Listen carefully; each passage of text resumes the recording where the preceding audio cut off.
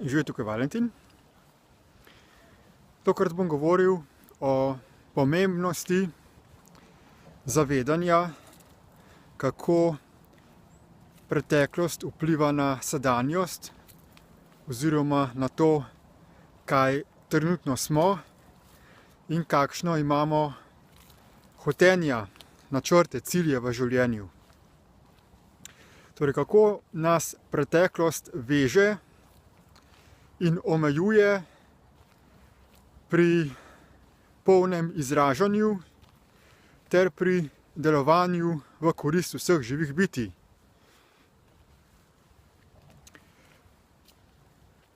Vsak človek živi v sedanjosti in si zamišlja, da je z njim vse v redu, da je svoboden, da so njegove odločitve popolnoma individualne, da nihče ne vpliva na to, kako ta posameznik razmišlja, kakšna hotenja ima. Če pa pogledamo v sebe in se vprašamo, od kod pridejo naše misli, od kod pridejo naše čustvene reakcije, pa lahko vidimo, da je vse to povezano z našimi izkušnjami iz preteklosti. Vsak je doživel v zgodovini različne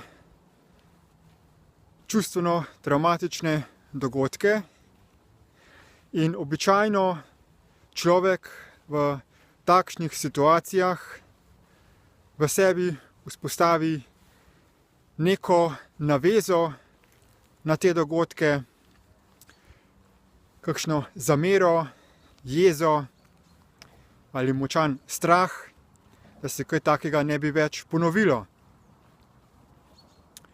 In vsi ti čustveni vtisi so blokade, ki jih nosimo v sebi, prtljaga, ki nas omejuje, ki nas teži, ki povzroča medsebojne konflikte, bolezni, težave in ki nas dela sebične, egoistične, omeji naš vid in zmožnost dojemanja celotne realnosti ter naše vloge na tem svetu.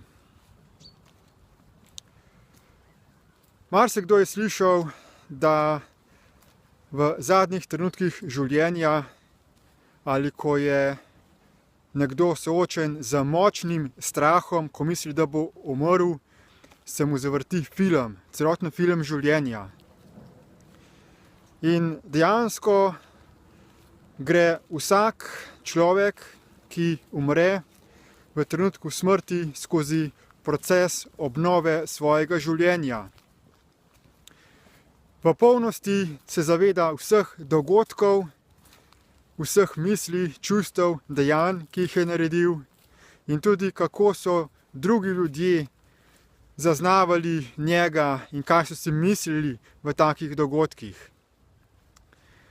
Ampak takrat je prepozno, da bi karkoli popravili, da bi spremenili v svojem življenju, kajti zapustili smo naše fizično telo in to fizično realnost. Marsikdo se na smrtni postelji pokesa glede številnih stvari, ki jih je počel v življenju, in običajno je ljudem žal, da so zapravili ogromno časa, včasih celo življenje, in ponavljali ene in iste vzorce samo zato, da bi izživeli neko travmo iz preteklosti. Toda obstajajo zelo enostavne metode, kako lahko v zelo hitrem času preobrazimo številne traumatične dogodke iz preteklosti. Vendar si mora za to vsak posameznik vzeti čas. Ljudje si mislijo, da je to nepotrebno, da je bolje, da izkoristimo čas v tem življenju, da nekaj počnemo na tem svetu in da bo že potem v trenutku smrti nastopil čas, da uvidimo, kje smo ga lomili. Ampak to je res zapravljanje dragocenega življenjskega potenciala, kajti če si vzamemo samo nekaj ur dnevno ali vsaj nekaj ur tedensko, lahko v tem času pogledamo v sebe, zanaliziramo svoje miselne vzorce, vidimo, kaj nas omejuje, kaj nas veže in se preobrazimo v nekaj mesecih ali letih do skoraj neprepoznavnih razsežnosti. Postanemo popolnoma drugačen človek, osvobojen preteklosti, ki je zmožen zaživeti v polnosti, ki je prevzel odgovornost za vse ustvarjanje razmer na tem svetu. In tak človek lahko ustvari marsikaj čudovitega. Zato predlagam vsem, da namenijo čim več časa v svojem življenju za delo na sebi, za preobrazbo lastnih miselnih vzorcev, za zaustavljanje čustvenih reakcij in za predajanje življenju na osnovi principa tistega, kar je najboljše za vse, da se obravnavajo vsa živa bitja kot enakovredna in enakopravna.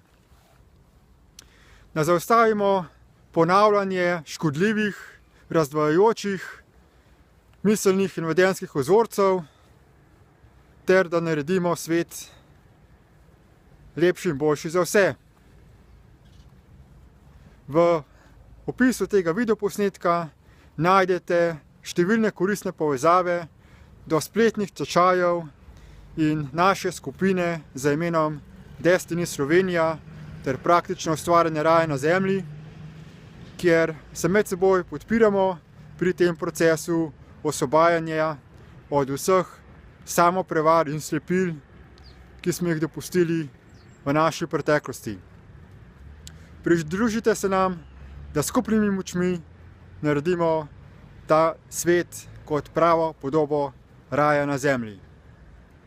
Hvala za posluh in nasvidenje.